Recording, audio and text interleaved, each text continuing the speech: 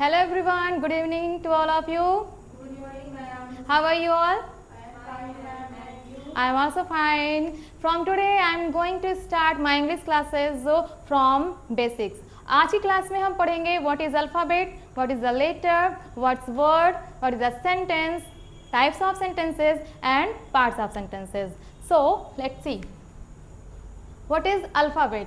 Before starting the class, I want to tell you, I have written here a thought. Success is not achieved in a day, but one day it is definitely achieved. That means इसका मतलब होता है सफलता हमें एक दिन में नहीं मिलती, लेकिन एक दिन ज़रूर मिलती है if we try, अगर हम कोशिश करें तो. Okay, let's start. Alphabet. What is alphabet? Alphabet होता क्या है? Alphabet is derived from two Greek words. Alphabet कहाँ से लिया गया है? दो ग्रीक वर्ड से लिया गया है, अल्फा एंड बीटा, और जिसके सिंबल हैं दिस अल्फा एंड बीटा. ये कहाँ के वर्ड्स हैं? ग्रीक वर्ड्स हैं. ठीक है, इन दोनों को ही जोड़ने से क्या बनता है? Alphabet. What is alphabet? Alphabet is the chain of letters of a language in a correct sequence. Alphabet क्या है? अल्फाबेट एक चैन है, एक सेट है. किसका? लेटर्स का. लेटर्स का. लेटर्स होते हैं ए बी सी डी, हमारे लेटर्स हैं. ठीक है, जैसे हिंदी अल्फ़ाबेट में हमारे का ख ग लेटर्स होते हैं, अक्षर होते हैं, वैसे ही इंग्लिश में कौन कौन से हैं? ए बी सी डी से आप पढ़ते हैं. ठीक है, तो ये क्या है? लेटर्स हैं और इनकी एक चैन होती है. चैन मतलब जैसे स्टार्टिंग हम ए से करते हैं और एंड कहाँ पे करते हैं?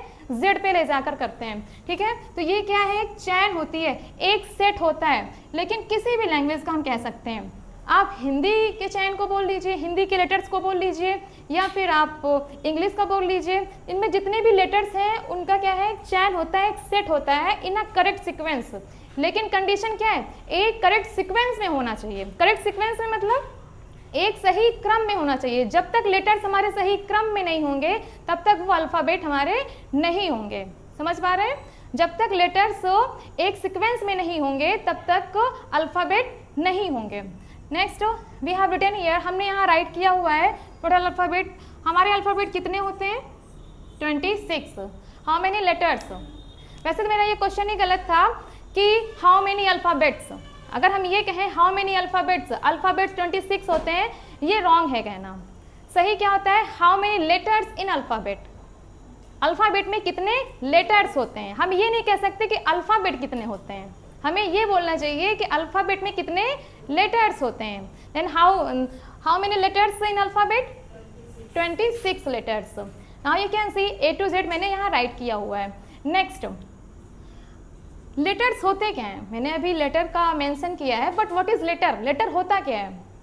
Letter is the smallest unit. Letter is the smallest unit of a language that cannot be further divided. The smallest unit, सबसे छोटी इकाई. लेटर हमारे लैंग्वेज की, किसी भी लैंग्वेज की सबसे छोटी इकाई होती है that cannot be further divided, जिसे हम आगे और डिवाइड नहीं कर सकते. मतलब इतनी छोटी इकाई होती है, इतनी छोटी यूनिट होती है जिससे हम और आगे तोड़ नहीं सकते, उससे और हम डिवाइड नहीं कर सकते हैं. दिस द स्मॉलेस्ट यूनिट, ये सबसे छोटी इकाई होती है. As I have written here, जैसे मैंने यहाँ लिखा हुआ है A B C D E F etcetera, ऐसे जेड तक हमारे लेटर्स होते हैं. Etcetera etcetera E T C E T E R A etcetera, जिसको आप इत्यादि बोलते हैं या फिर आदि बोलते हैं ना. ETC आप बोलते हैं, इसका फुल फॉर्म क्या होता है? Et cetera. What is the spelling? ETCETERA. Very good. Next, अब देखिए क्या है. पहले तो हमने लेटर देख लिया. What is letter? समझ में आ गया. लेटर्स क्या होते हैं? The smallest unit of a language, किसी भी लैंग्वेज की सबसे छोटी इकाई होती है. अब लेटर्स को ही, जब कई सारे लेटर्स को हम जोड़ते हैं तो उससे बनता है एक वर्ड. ठीक है, लेटर्स को जोड़ने पर वर्ड बनेगा और वर्ड्स को जोड़ने पर एक सेंटेंस हमारा कंप्लीट हो जाता है. ओके, अच्छा, इसको वर्ड्स पढ़ने से पहले हम ये देखते हैं अल्फ़ाबेट को हम कितने पार्ट में डिवाइड कर सकते हैं. अल्फ़ाबेट में टोटल कितने लेटर्स हैं हमारे? 26. अब इन्हीं 26 लेटर्स को डिवाइड किया गया है. जनरली तो हमें क्या पढ़ाया जाता है कि वॉवेल्स में एंड जो कॉन्सोनेंट्स में इसको डिवाइड किया जाता है। हमें क्या बताया जाता है कि वॉवेल्स कितने होते हैं हमारे 5 होते हैं, करेक्ट भी है 5 वॉवेल्स होते हैं।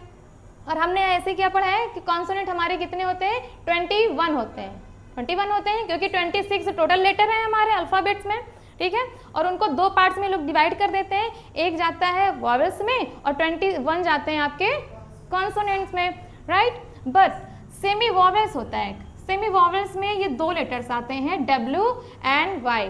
अगर हम इसमें लेटर्स में देखें A, E, I, O and U, ये हमारे क्या है वॉवेल्स हैं, ये क्या है हमारे वॉवेल्स हैं, जिसको आप हिंदी में स्वर कहते हैं। हिंदी में क्या बोला जाता है इसको स्वर। और जो रिमेनिंग है जितने बचे हुए हैं जिनको मैंने सर्कल किया है, इनको छोड़कर जितने भी बचे हैं ये क्या होते हैं हमारे कॉन्सोनेंट्स होते हैं, राइट। ये हमारे कॉन्सोनेंट्स हैं। लेकिन इसमें 2 और लेटर ऐसे हैं जो कॉन्सोनेंट और वॉवेल दोनों का वर्क करते हैं। First is W and second is Y। अब देखिए W और Y 2 ऐसे लेटर हैं जो वॉवेल्स का भी काम करते हैं और कॉन्सोनेंट्स का भी काम करते हैं। इसलिए अब जब 2 लेटर्स हम यहाँ लेकर आए तो हमारे पास कॉन्सोनेंट्स बचे कितने 19।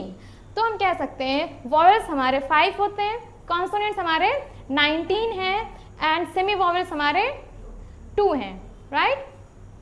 अब ये W और Y कैसे वर्क करते हैं, कैसे कॉन्सोनेंट का काम करेंगे, कैसे वॉवेल्स का काम करेंगे, ये तो चेक करना पड़ेगा ना। अच्छा मैंने सेमी वॉवेल्स लिखा है, what is the means of it, इसका मतलब क्या है। सेमी वॉवेल्स मतलब होता है अर्ध स्वर। अर्ध स्वर मतलब आधा स्वर का काम करेगा और आधा व्यंजन का काम करेगा, समझ पा रहे हैं ना।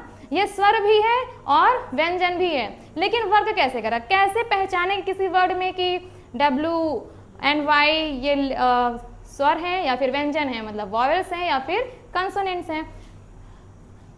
WIN क्या लिखा है मैंने विन, विन लिखा है। इसको आप जब प्रोनाउंसिएट करते हैं तो क्या बोलते हैं विन। अगर आप देखें इसको हम बोलेंगे विन। ये जो W है इसका प्रोनाउंसिएशन क्या आ रहा है व, W का प्रोनाउंसिएशन क्या आ रहा है व, इसका उच्चारण व आप बोल पा रहे हैं, राइट है। W वॉन्ट, इसको भी क्या बोलते हैं वॉन्ट। यहाँ W का प्रोनाउंसिएशन क्या आया है व आया है कि नहीं। अब देखिए ये W जब स्टार्टिंग में आएगा, W और Y इन दोनों का वर्क कैसे होता है कि W और Y जब किसी भी वर्ड के स्टार्टिंग में आएगा, समझ पाएगा इसको, W एंड Y जब किसी भी वर्ड के स्टार्टिंग में आएगा तो ये कॉन्सोनेंट का काम करेगा। W एंड Y जब किसी भी वर्ड के स्टार्टिंग में आएगा तो कॉन्सोनेंट का काम करेगा। और यही W एंड Y अगर किसी भी वर्ड के मिडिल में आता है या फिर लास्ट में आता है, कहाँ आता है मिडिल में या फिर लास्ट में, तो यही W और Y वॉवेल्स का काम करते हैं। हाउ, लेट्स सी, देखते हैं हम। स्टार्टिंग में देखिए W आया है, Y भी आया है। अब इनको हम प्रोनाउंसिएट करते हैं। जब हम बोलते हैं इसको विन तो वॉइस का प्रोनाउंसिएशन होता है। जब हम वांट बोलते हैं तो इसका प्रोनाउंसिएशन वांट होता है, व आता है। यस्टरडे तो आप क्या लिखते हैं यस्टरडे, स्टार्टिंग किससे होती है य, हमारा लेटर क्या है यहाँ प्रोनाउंसिएट क्या हो रहा है य, ओके। नेक्स्ट इज यमी, जब हम यमी बोलते हैं तो स्टार्टिंग किससे होती है य से। इस पे आते हैं, यहाँ देखिए लास्ट में मैंने W राइट किया है, आप इसको पढ़ेंगे, इसको प्रोनाउंसिएट करेंगे तो क्या हो जाएगा येलो, येलो। ओ प्रोनाउंसिएशन क्या आ रहा है इसका ओ, ये लास्ट में जो ओ की मात्रा लगी हुई है ओ, इसका प्रोनाउंसिएशन ओ आ रहा है। टुमारो में भी ये W क्या मीन्स दे रहा है ओ। एंड रिप्लाई प्ले, जब आप रिप्लाई बोलते हैं रिप्लाई लास्ट में क्या आता है ई, रिप्लाई। प्ले, प्ले आप प्ले राइट करेंगे, देखिए प्ले में ए का मीन्स दे, ए का प्रोनाउंसिएट कर रहा है ये Y जब स्टार्टिंग में आया तो या प्रोनाउंसिएट कर रहा है, Y जब लास्ट में आया तो ए प्रोनाउंसिएट कर रहा है। W अगर स्टार्टिंग में आया तो वह प्रोनाउंसिएशन दे रहा है इसका, और यही W जब लास्ट में आया तो ओ दे रहा है। तो नाउ यू कैन अंडरस्टैंड वह क्या है हमारा कॉन्सोनेंट में आता है, लेकिन ओ किस में आएगा वॉवेल्स में आएगा। यह किस में आता है कॉन्सोनेंट में आएगा। ए किस में आएगा वॉवेल्स में आएगा। तो इस तरीके से हम समझते हैं कि सेमी वॉवेल्स क्या होते हैं, W एंड Y। अगर ये किसी भी वर्ड के स्टार्टिंग में आएंगे तो कॉन्सोनेंट का काम करेंगे, अगर किसी भी वर्ड के ये बीच में आते हैं, मिडिल में आते हैं या फिर लास्ट में आते हैं तो ये वॉवेल्स का काम करते हैं। You understand now? Very good. Next is word. Letters आपने देख लिया है। Now word. What is word? Word होता क्या है? A letter or group of some letters. वैसे तो मैक्सिमम जितने भी वर्ड होते हैं वो ग्रुप ऑफ लेटर्स होते हैं, ये सभी को पता है। जब लेटर्स को हम ग्रुप में रखते हैं तो वो हमारे वर्ड बन जाते हैं, ठीक है। लेकिन मैंने यहाँ राइट किया है a letter or group of letters, मतलब ग्रुप ऑफ लेटर्स तो सभी को पता है, लेकिन एक लेटर का भी एक वर्ड बन सकता है। दो ही लेटर हैं ऐसे जिनके वर्ड बना सकते हैं। That gives some meaning. अच्छा, आगे और कंडीशन क्या दे रहा है कि दैट गिव्स सम मीनिंग, कोई अर्थ देना चाहिए, ठीक है। अगर कोई वर्ड आपने लिखा, आपने लेटर 2-3 लेटर को लिखा और आपने इससे वर्ड बना दिया, अगर उसका कोई मीन्स नहीं निकल रहा है, उसका कोई मीनिंग नहीं है, तो फिर वो हमारा वर्ड हो ही नहीं सकता है। जब तक वो कोई मीनिंग नहीं देगा तब तक वो वर्ड हमारा नहीं है, उसका कोई मीनिंग होना चाहिए, ठीक है। फॉर एग्जाम्पल देखिए, जैसे मैंने कहा अ लेटर, एक लेटर का भी एक वर्ड होता है, तो वो कौन सा वर्ड है जो सिंगल वर्ड का है? देखिए सिंगल लेटर का है। The word of single letters मैंने राइट किया है। एक सिंगल लेटर का भी वर्ड बनता है, कौन सा है वो? आई एंड ए। आई और ए ये है एक सिंगल लेटर ही, लेकिन काम किसका करता है? वर्ड का। For example I am a good student, आप देख सकते हैं मैंने लिखा है I am a good student. अगर मैं आपसे पूछूं कि इस सेंटेंस में कितने वर्ड हैं, काउंट करके बताइए। इस सेंटेंस में कितने वर्ड हैं? You can count 1 2 3 4। आपने काउंट किया ना। आई को भी आपने एक वर्ड माना है, ए को भी आपने एक वर्ड माना है। एम एंड स्टूडेंट्स तो है ही है, ये सभी को पता है क्योंकि ग्रुप ऑफ लेटर्स है। लेकिन आई और ए ये भी हमारे क्या हैं? वर्ड ही हैं। लेकिन ये वर्ड तब होंगे जब किसी सेंटेंस में आएंगे। अगर मैंने इसी को यहाँ राइट कर दिया और अब मैंने पूछा ये क्या है, तो आप बोलेंगे मैम इट इज लेटर। मैंने यहाँ ए राइट किया और अब मैं आपसे पूछूं व्हाट इज ए, तब आप बोलेंगे ma'am this is a letter. लेकिन इन्हीं दोनों लेटर्स को अगर मैंने किसी सेंटेंस में राइट कर दिया, आई एम गोइंग, मेरा सेंटेंस है आई एम गोइंग, मैं जा रहा हूँ, मैं जा रही हूँ, ओके। इस सेंटेंस में कितने वर्ड्स हैं? How many words? 3 वर्ड्स हैं, 1 2 3। आपने आई को भी क्या काउंट किया? एक वर्ड काउंट किया कि नहीं किया है? तो एक सिंगल लेटर तो है लेकिन है एक वर्ड। लेकिन ये कब होगा वर्ड? जब किसी सेंटेंस में आएगा तब। अब आप देख सकते हैं यहाँ आई और ए सिंगल लेटर्स का भी एक वर्ड हो सकता है, एंड दीज आर, ये आई एंड ए। और जैसे कि यहाँ मैंने लिखा है ग्रुप ऑफ लेटर्स, ये सभी को पता है। अगर आप लेटर्स को ग्रुप में रखेंगे और उनका कोई मीन्स निकलेगा तो वो सारे वर्ड ही होंगे हमारे। For example student group of letters, flower group of letters, book group of letters, pen group of letters, table group of letters, etc। ऐसे बहुत सारे एग्जाम्पल हैं। आप जितने भी वर्ड्स देखते हैं सब में ग्रुप ऑफ लेटर्स ही होते हैं, राइट। तो यहाँ आपने क्या क्या चीज़ें क्लियर कर ली? What is a letter and what is a word. Letters क्या है? What is a letter? The smallest unit of a language, the smallest unit of a language. किसी भी लैंग्वेज सबसे छोटी इकाई क्या होती है हमारी? लेटर होती है। And what is word? Word क्या है? A letter or group of letters, a letter or group of letters that give some meaning, जो कुछ अर्थ दे। अगर अर्थ नहीं देगी तो क्या वो वर्ड होगा?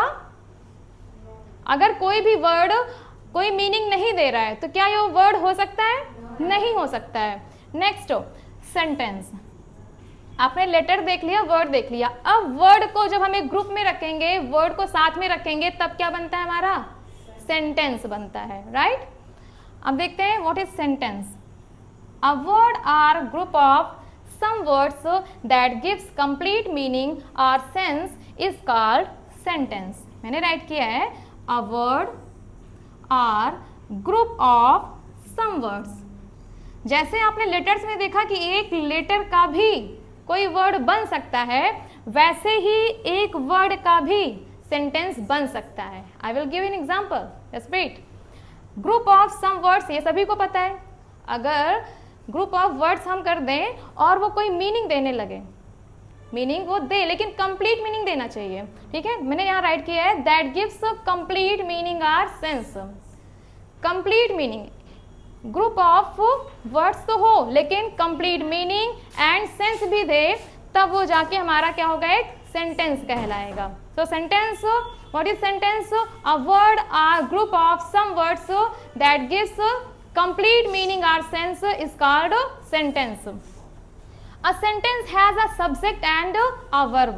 एक सेंटेंस में सब्जेक्ट भी होना चाहिए और एक वर्ब भी होना चाहिए, कम से कम एक वर्ब तो जरूर हो। कई सारे वर्ब्स, कई सारे सेंटेंस आप मिक्स कर सकते हैं, लेकिन एक वर्ब जरूर होनी चाहिए, एक सब्जेक्ट और एक वर्ब होना कंपलसरी है हमारा। For example,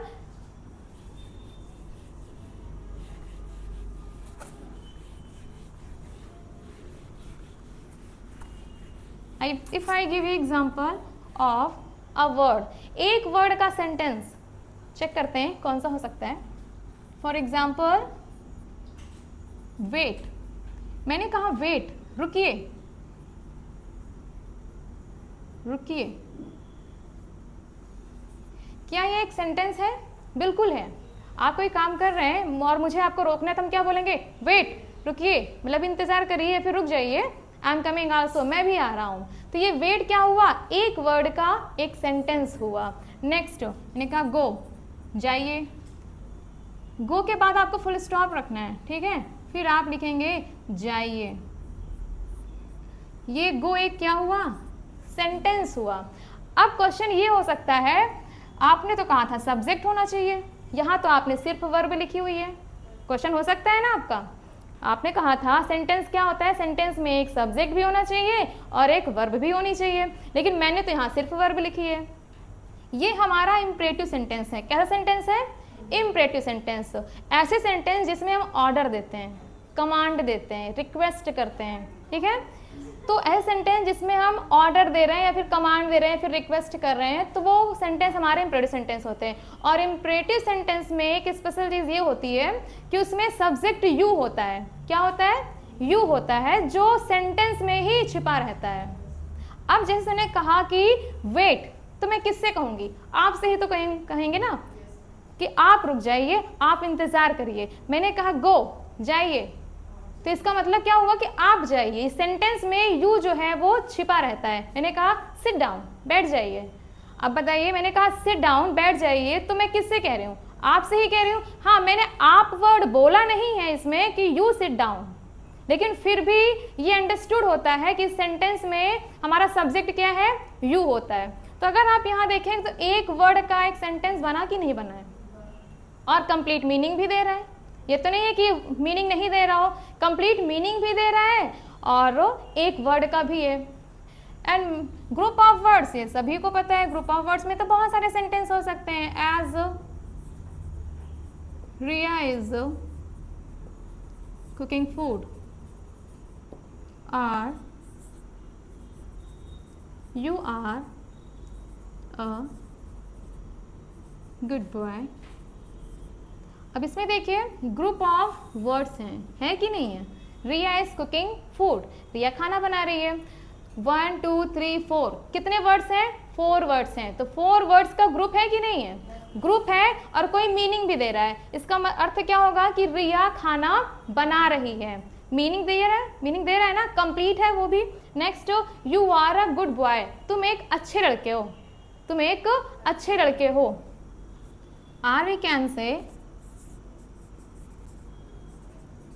the sun rises in the east, the sun rises in the east, सूरज पूर्व में निकलता है, फिर पूरब में निकलता है।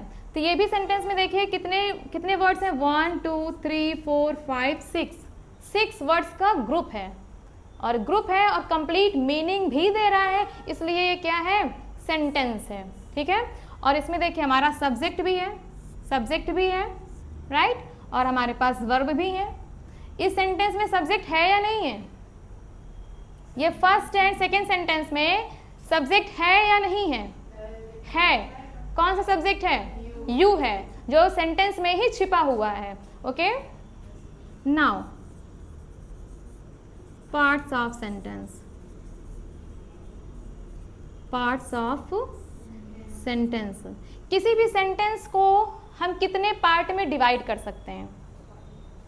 कोई भी सेंटेंस है उसको हम कितने पार्ट में डिवाइड कर सकते हैं? A sentence can be divided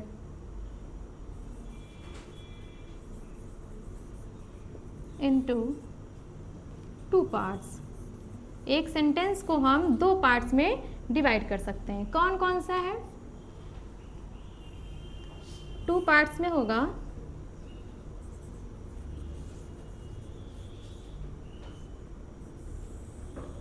first is subject, first is subject and second is predicate. क्या होगा? Predicate. First is subject and second is predicate. किसी भी सेंटेंस को आप 2 पार्ट में डिवाइड कर सकते हैं। कौन कौन सा? Subject and predicate. Now what is subject?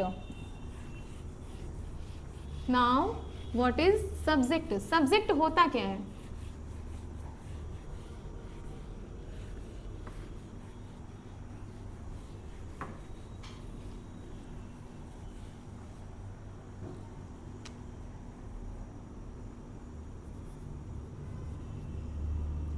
Subject and predicate. Subject होता क्या है?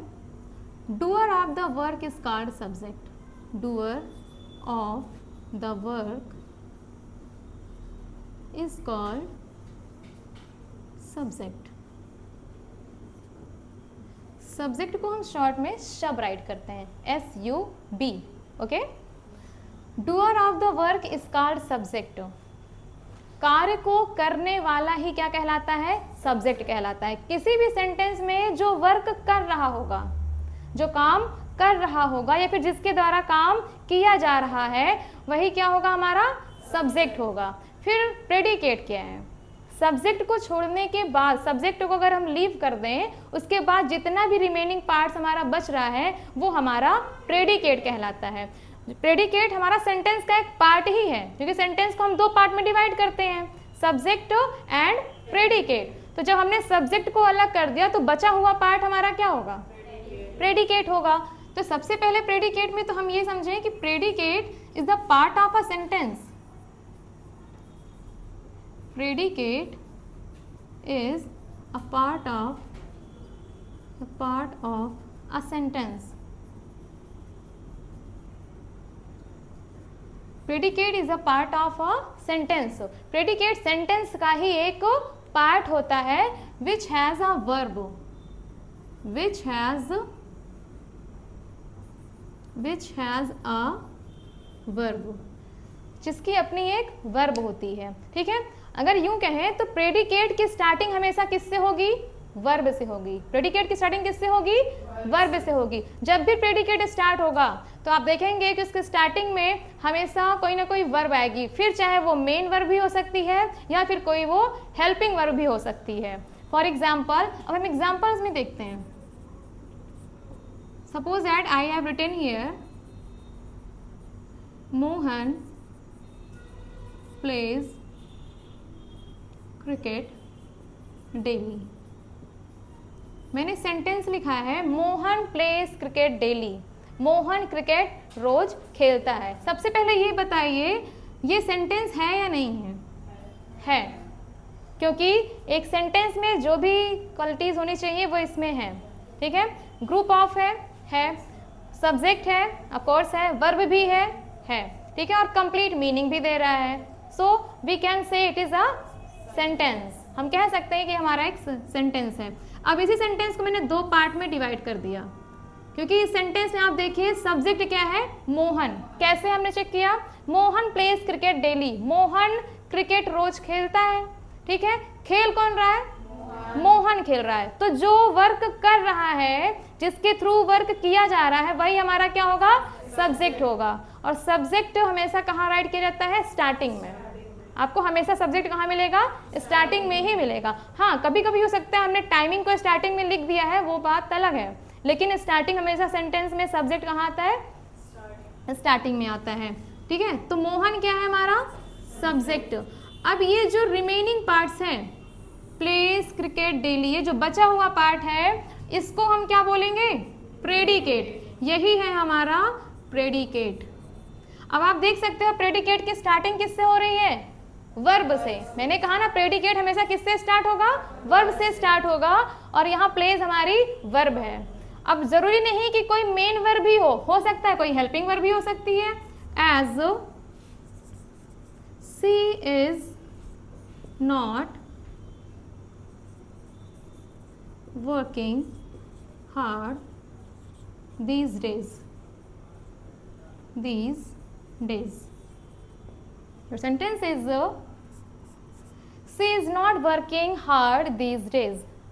आजकल वो हार्ड वर्क नहीं कर रही है, मतलब परिश्रम नहीं कर रही है, मेहनत नहीं कर रही है। ओके, सी इज नॉट मैंने लिखा। यहाँ सी क्या है? कौन नहीं कर रहा है?